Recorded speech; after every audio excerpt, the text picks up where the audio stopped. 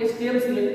This stem cell is formed during embryonic stage. मैंने बार बार ऊपर भी मैंने बोला था, ये थोड़ा सा जो स्टेम सेल होता है, it cell is form during कहाँ, एम्ब्रियोनिक स्टेज, मतलब जब बच्चे माँ के पेट में होते हैं, 3 वीक ऑफ योक सेल, यानी कि जब बच्चा माँ के पेट में होता है भ्रूण अवस्था में, उसको हम लोग क्या बोलते हैं, एम्ब्रियोनिक स्टेज बोलते हैं, और with 3 week of yolk cell, और जब 3 सप्ताह का बच्चा जब भ्रूण होता है पेट में, वह अवस्था सर्वप्रथम माँ के पेट से शुरू होता है, तब रक्त कोशिका योक सेल में बनती है, और इसी अवस्था को हम लोग एम्ब्रियोनेटिक अवस्था भी कहते हैं।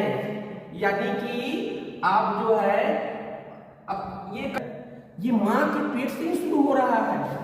WBC हम लोग का जो सेल बन रहा है, ये माँ के पेट से ही, ये एम्ब्रियोनेटिक स्टेज सर्वप्रथम 3 हफ्ता का होता है। याद रखिएगा, एम्ब्रियोनिक स्टेज जो होता है 3 हफ्ते का होता है।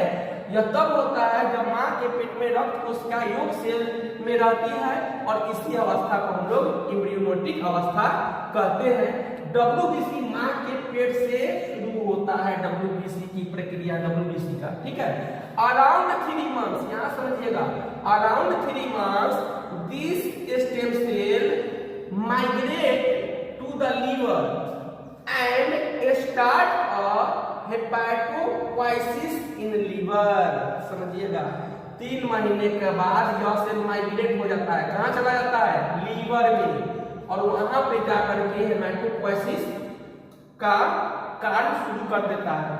अब चौथे बार after 4 month stem cell is transfer in bone marrow, और जब चौथा महीना के बाद क्या होता है, यह कहाँ चला जाता है, बोन मैरो में, और बोन मैरो में जाकर के क्या करता है, full life produce blood cell, यानी कि वह पूरे जीवन बोन मैरो में ही रह करके ब्लड का निर्माण करता है।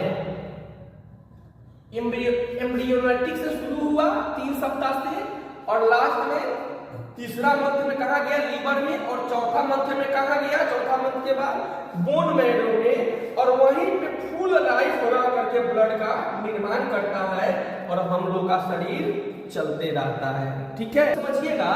मल्टीपोटेंशियल अब क्या होता है, 4 महीने के बाद